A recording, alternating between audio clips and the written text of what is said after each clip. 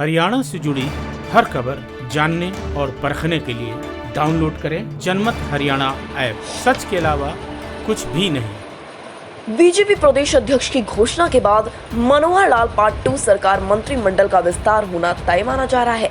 फिलहाल हरियाणा मंत्रिमंडल में 2 मंत्रियों की जगह खाली है, जिसमें से एक जेजेपी कोटे से और एक बीजेपी कोटे से मंत्री बनेगा।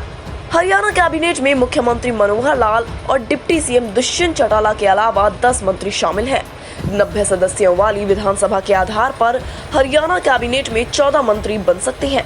जेजेपी कोटे से डिप्टी सीएम दुष्यंत चौटाला और राज्य मंत्री अनूप धानक हैं।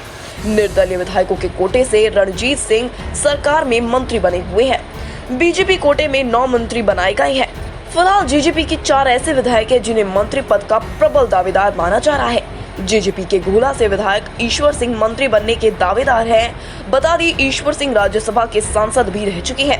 वो पहले एससी आयोग के चेयरमैन भी रहे हैं। ईश्वर सिंह विधानसभा चुनाव से ठीक पहले कांग्रेस में थे, लेकिन टिकट न मिल पाने की वजह से जेजेपी में शामिल हुए थे। वो दलित समुदाय से संबंध भी रखते हैं। जुलाना से जेजेपी विधायक अमरजीत ढांडा भी मंत्री पद की रेस में शामिल है। उन्हें जेजेपी संरक्षक अजय चौटाला का करीबी माना जाता है। अमरजीत ढांडा ने जुलाना से लगातार 2 बार विधायक रहे परमिंदर ढुल को बड़े अंतर से मात दी थी। ढांडा को युवा होने का फायदा भी अब मिल सकता है। ढांडा जाट समुदाय से संबंध रखते हैं। टोहाना से जेजेपी विधायक देवेंद्र बबली की भी लॉटरी इस रेस में लग सकती है। वो टोहाना हल्के के मुद्दों को जोरों शोरों से उठाते रहे हैं। बबली भी जाट समाज से आते हैं। पिछले विधानसभा चुनाव में उन्होंने मौजूदा बीजेपी प्रदेश अध्यक्ष सुभाष बराला को बड़े अंतर से मात दी थी।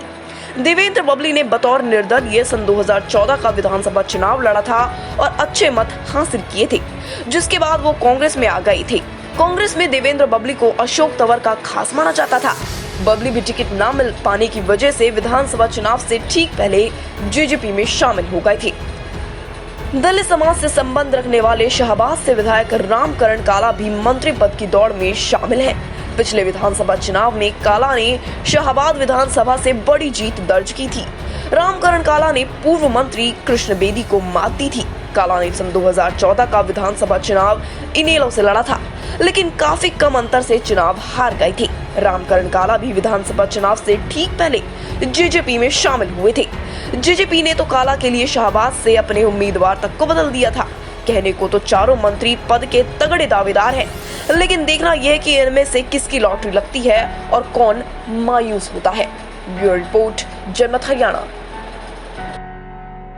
राजनीति के आगे, राजनीति के पीछे, हर हलचल को जानने के लिए हमारे YouTube चैनल जनमत हरियाणा को लाइक करें, सब्सक्राइब करें और अपडेट रहने के लिए बेल आइकन दबाना ना भूलें।